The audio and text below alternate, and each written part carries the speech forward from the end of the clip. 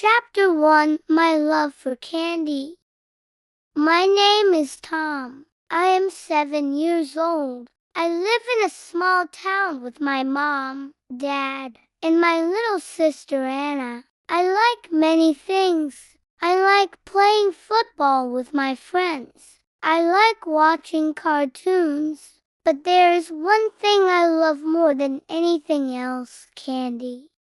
I love candy so much. I like lollipops, chocolate bars, jelly beans, and sweet bubble gum. When I walk by the candy shop in town, my eyes get big. The colors of the candies shine like jewels. Red, yellow, green, blue, all so pretty. When I eat candy, I feel happy. Mom sometimes says, "Tom, too much candy is not good for you." Dad sometimes laughs and says, "If you eat only candy, your teeth will fall out." I always promise I will eat my dinner first, but in my heart, I always think about candy. One day, candy almost destroyed my life. Chapter 2, The Man with the Badge. It was a Saturday morning. The sun was hot. I was playing in the park with my ball. Anna was at home with Ma. Dad was fixing the car. I felt free. Then I saw a man near the big tree. He was tall and wore a black hat. He looked around a lot, like he was waiting for something. I didn't know him. He wasn't from my town. He smiled at me and waved. I felt shy, but I waved back. Then he opened a big brown bag. Inside the bag, I saw many, many candies. My mouth got wet. There were lollipops, chocolates, and even my favorite gummy bears. The man said, "Hey, little boy, do you want some candy? Come here, take some. Free for you." My heart beat fast. I remembered Mom's words, "Don't talk to strangers." But the candies looked so sweet. The man smiled so kindly. I thought, maybe he is a nice man. Maybe he just wants to give me candy. I walked closer. He took out a red lollipop and showed it to me. It shined in the sun. I wanted it. I reached my hand out. Suddenly, everything changed. Chapter 3, The Dark Van Man moved fast. He grabbed my arm. I tried to scream, but he covered my mouth. He pulled me to a dark van parked behind the tree. The door opened, and another man was inside. He had a scary face with a scar on his cheek.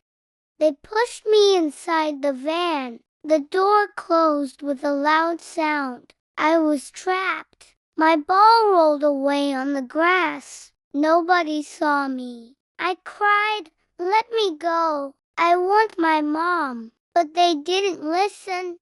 The man with the scar said, "Quiet, boy. No one will hear you." The van started to move. I looked out of the small window, and the park became smaller and smaller. My home was gone. My candy dream had become a nightmare. Chapter 4, The Scary Place. After a long drive, the van stopped. They pulled me out. We were in an old house. The windows were broken. The walls were dirty. It was far away from town. They locked me in a small room with no light. There was only a dirty bed and a bottle of water. The air smelled bad. I was so scared. I thought, why did I take the candy? Why didn't I run away? I cried and cried. I wanted my mom, my dad, my little sister. After some time, the man with the hat came. He gave me a piece of bread. "Eat, boy. You will need strength," he said. I asked him, "Why are you keeping me here? I want to go home." He looked at me with cold eyes. We will sell you. Some people want children. You are small. You will bring good money. I didn't understand everything, but I knew it was bad. Very bad. Chapter 5. My plan that night I couldn't sleep. I was too afraid, but I also thought hard. I remembered the stories my dad told me about brave heroes. He said, even small people can be strong if they don't give up. I thought, I am only 7, but I must be strong. I must escape. The door was locked. The window was too high. But maybe, just maybe, I could find a way. I started to look around the room. Under the bed, I found a small nail. It was sharp. I hid it in my pocket. I didn't know what I would do yet, but I felt a little hope. Chapter 6. The Shancheth. Next morning, the man with the scar opened the door. He gave me water. He didn't check my pockets. Later, the man with the hat came. He said, tomorrow we will move you. We have a buyer. He laughed. His laugh was like a monster's. That night, I prayed. I said, God, please help me. I just want to go home. Then I heard something. Outside the window, I heard dogs barking. Maybe there was a village not far away. Maybe people were there. I decided I will try to escape tonight.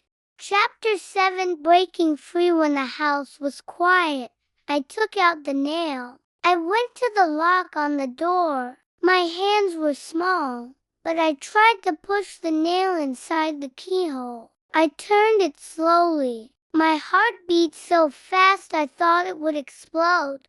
Click! The lock moved. The door opened a little. I couldn't believe it. I was free. I opened the door very slowly. The hallway was dark. I heard snoring from another room. The bad men were sleeping.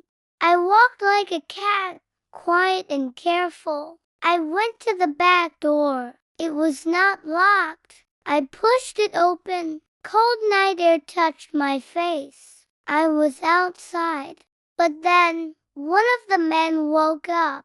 He shouted, the boy, stop him. I ran as fast as I could. Chapter 8. The Cassimy's small legs ran through the grass. The night was black, but the moon gave some light. Behind me, I heard footsteps. The men were chasing me. Catch him, the man with the scar shouted. I ran into the trees. Branches cut my arms, but I didn't stop. My heart was loud in my ears. My breath hurt, but I kept running. Then I saw lights far away. Maybe it was a village. I ran toward the lights. The men were closer. I heard them. One of them almost caught my shirt, but I jumped and rolled on the ground. I kept going.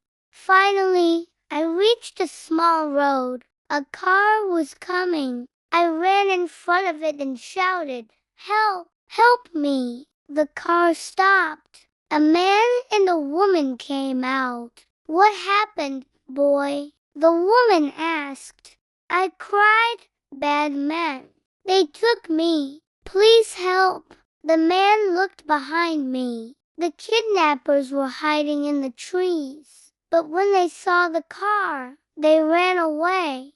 Chapter 9. Safe Agent. Kind people took me to the police station. I told the police everything. The man with the hat, the man with the scar, the van, the old house. The police wrote it all down. They said, you're very brave. You escaped alone. We will find them. Later, Mom and Dad came. Mom hugged me so tight I couldn't breathe. She cried and said, my baby, I thought I lost you forever. Dad's eyes were wet too. I held Anna's hand. She gave me her toy bear and said, Don't go away again. I was home. I was safe. Chapter 10, A New Lysande's Past. The police caught the bad man. They will never hurt children again. I went back to my school, my park, my home. But I was different now. I didn't think about candy all the time anymore. When I passed the candy shop, I remembered the man with the bag. I remembered the van. I remembered the dark room. Candy is sweet, but danger can hide behind it. Now, when other kids talk about candy, I tell them, be careful. Don't trust strangers. Even if they have candy, even if they smile, don't go. I learned a big lesson at 7 years old. I was small, but I survived. And every night, before I sleep, I thank God for giving me the courage to escape.